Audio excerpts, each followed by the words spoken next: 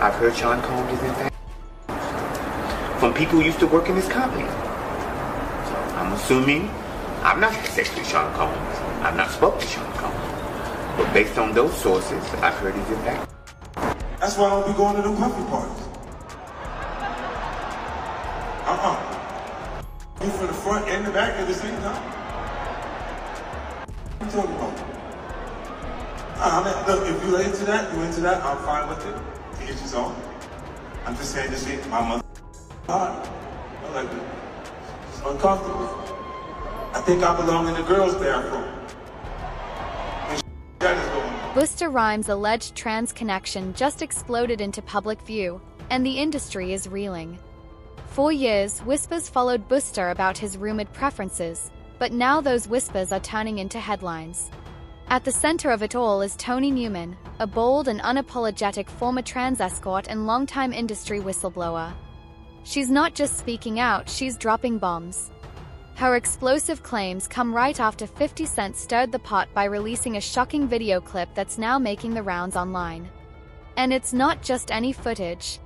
According to insiders, the video allegedly shows Diddy, his rumored trans partner, and Busta Rhymes all together in the same room, and the energy? Off the charts. Think secretive, adult-only party vibes, the very kind 50's been warning the world about for years.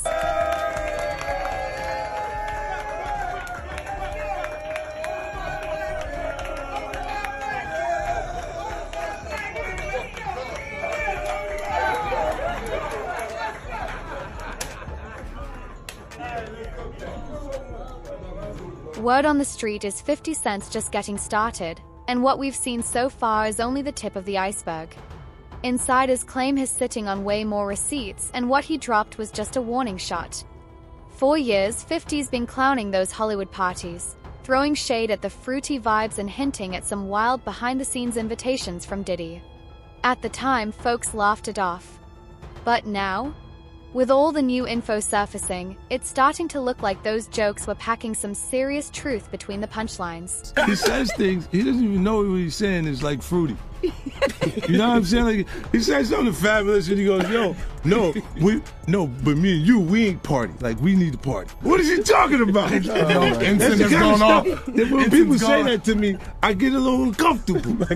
I get uncomfortable. Like, he said something to me one time, a long time ago. At Chris Lighty's wedding, he told me he'd take me shopping. I looked at him like, what'd you just say? Let me move, man, before I do something. You're gonna make me mess up the wedding. Oh, that's a nice gesture. Let me get out of no, take me. That's what a guy says to a girl. That's why I don't be going to them puppy parties. You from the front and the back at the same time? What are you talking about? Look, if you're into that, I'm fine with it. To each his own. I'm just saying this ain't my mother. I like it. It's uncomfortable. I think I belong in the girls' bathroom. That is going on. Now Busta Rhymes' name is front and center in this swirling storm of rumors. For years, he managed to stay on the sidelines, respected, legendary, and seemingly untouched by the mess. But according to recent leaks and insider chatter, Busta wasn't just in the room, he was allegedly playing host. And that's where things take a darker turn. Whistleblowers like Toni Newman claim Busta wasn't just a guest at these parties, he was actively involved in bringing people in. And we're not talking about bottle girls or clout-chasing influencers. We're talking about young, impressionable fanboys. Have to be. I've heard Sean Combs is in fact from people who used to work in this company. So I'm assuming I've not had sex with Sean Combs. I've not spoken to Sean Combs. But based on those sources, I've heard he's in fact. Some sources go even further, claiming Busta was more than just a host. He was allegedly handpicking and passing them along, selecting certain young men for Diddy after entertaining them in his own space. Wild, right? But when you line this up with what industry insiders like Big Homie CC have shared, the puzzle pieces start to fit. CC, who's been deep inside VIP lounges and exclusive industry circles for years, claims Busta had some very specific requests at the club. And it wasn't about champagne or dances. It was allegedly about young men carefully chosen, sometimes brought directly to his section, and other times quietly passed along to others. bro, like, it was a lot of females in there who stand up when they use the bathroom. You see what I'm saying? So I'm thinking to myself, like, man, like, this kind of wild on, bro. Like, this how y'all coming? If this how y'all live, it's how y'all live. But they want to keep it a secret. You see what I'm saying? So he real touchy-feely too. Like, he grabbed this other guy, I know, by his neck. Grabbed him by his neck and was like, do you have love in your heart, young man? You want to be a roach? Or you want to walk with God? I'm looking like, no, I seen him holding hands with two men. Like this. I seen that. So, you know, like they'll have a dude come out with the paper, sign an NDA. No, I'm going to the car, bro, I'm good. I'm not signing no NDA. I'm going to the car, I'm good. Seen that, bro. So seeing all this come in the news, people was telling me I was crazy, said I was a hater. Hating on what? That right there, when seen through the lens of Tony Newman's testimony, starts to look a lot less like random gossip and a lot more like a calculated pattern. And Tony didn't just single out Busta Rhymes. Her list of names includes LL Cool J, Mr. C, Eddie Murphy, and of course Diddy. She's been outspoken about what she calls a deeply buried truth, that some of the most powerful black men in the entertainment industry are living double lives, using their influence to silence stories, erase past encounters, and keep certain behaviors hidden behind closed doors. According to Tony, the moment she began to speak out, the backlash was immediate. She claims LL Cool J's legal team hit her with cease and desist letters. And it didn't stop there. Allegedly, both Diddy and Busta Rhymes made efforts to shut her down as well. In my book, the memoir I Rise, published in April 2011, and some of those that I have spoke publicly on is LL Cool J. I met as a street prostitute 15, 16 years ago. Baby girl was draped in Chanel. The encounter with LL Cool J was a one-time encounter. I serviced LL Cool J. I knew it was LL Cool J, and he knew, in fact, I was transgender. Never spoke again. We didn't text, email, call. We didn't exchange any numbers or contact information. I never saw him again. I saw Eddie Murphy 15, 16 years ago pick up friends of mine on that street block in New York City. Hey boy, you look mighty cute in them jeans. Eddie Murphy was on the strip. And I'm not gay, and I'm not, you know, and that's what's weird about this, to have your sexuality question and your moral fiber question and all that, when all I was doing was trying to be nice to somebody. Eddie Murphy tells E.T. that his wife and children were out of town, says he wanted something to read and went to a late-night newsstand. He stopped here and picked up the suspected transsexual at 4:45 in the morning. He says he thought he was aiding a distraught woman. Looks like a pretty Hawaiian girl in the corner crying. It looks like she was crying. She goes, oh, Eddie Murphy. She noticed him at the light. She recognized Eddie Murphy. Oh my God. So I go, what are you doing? Why are you out here working the streets so late? She goes, oh, I'm on my way home. Can you give me a ride home? It gets even darker when you bring Orlando Brown into the picture. For years, people have laughed him off, dismissing his wild stories as the ramblings of someone who lost his way in Hollywood.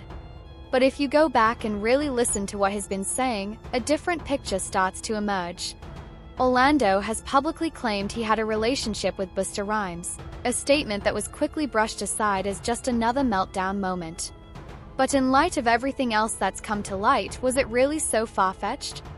Or was he just one of the few brave enough to say the quiet part out loud? You smashed him when it was girl? I didn't smash anything. So how you know we that? made love.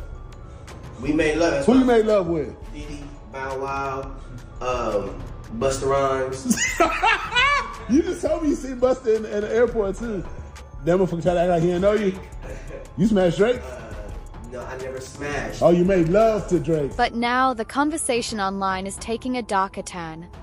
Some are suggesting that Orlando Brown may have been one of the so-called fanboys allegedly passed around, used, and discarded. That's a chilling image, especially when you contrast it with the way Busta Rhymes has carried himself publicly.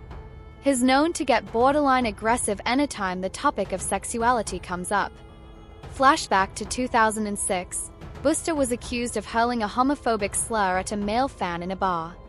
Just a year later, he stormed out of a radio interview the moment someone brought up homophobia in hip-hop. No debate. No explanation. Just dipped. Back then, people chalked it up to discomfort. But now, people are asking the harder question: if you're that pressed over a simple topic, what are you really running from? And it's not just the interviews. That infamous dinner party clip with Diddy, Coi Leray, and Busta? Yeah, that one. Viewers have been rewinding every frame. In the footage, Diddy stands near Coi while Busta watches from across the table, smirking. Then he walks over and gives Diddy a little shoulder tap, a subtle go-ahead big bro kind of gesture. Meanwhile, Coi's face says it all, not smiling, not vibing, just visibly uncomfortable.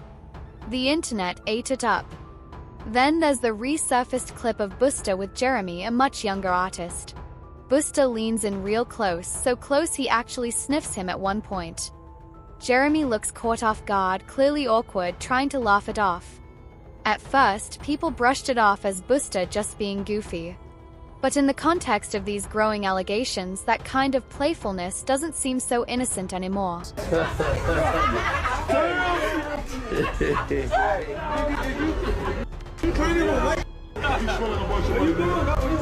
Watching the rest of the show. Okay. Where you going? I'm fly there. You see me? Nigga, you going to walk to the money with this fly.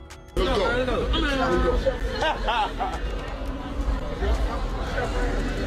And right now, Busta Rhymes is nowhere to be found. While Diddy's legal chaos dominates headlines and 50 Cent's viral teasers for his documentary keep breaking the internet, Busta's gone completely ghost. No interviews. No statements. Not even a tweet. Sources close to him say he's deliberately laying low, trying to avoid getting dragged into the storm. Meanwhile, 50 is doing the opposite. He's trolling hard, dropping memes, clowning industry names, and hyping up his upcoming documentary, Did He Do It? And get this, he's already sold the rights to Netflix. That means this isn't just social media games anymore. This is a full-blown industry expose in the making. Insiders claim 50 might even have actual footage, unreleased clips from those infamous parties. If that's true, it could explain why certain people have suddenly gone radio silent. And here's the chilling part. Remember that surveillance footage of Diddy roughing up Cassie in that hotel hallway? That video didn't surface until years later, and reports say Diddy paid hotel staff $50,000 just to keep it buried. So if that slipped out, what else is hidden? How much have they paid to keep certain things silent? One user commented, "Some of us been knew about Busta. Those muscles weren't for the ladies." Another added, "The more alpha they act, the more you know something's off." As for Busta, dead silent. What's your take on all this? Drop your thoughts in the comments. This story is just getting started. And if you're here for unfiltered stories and bold revelations, hit that like button, subscribe, and tap into the next video, because what's coming next might just blow the lid off everything.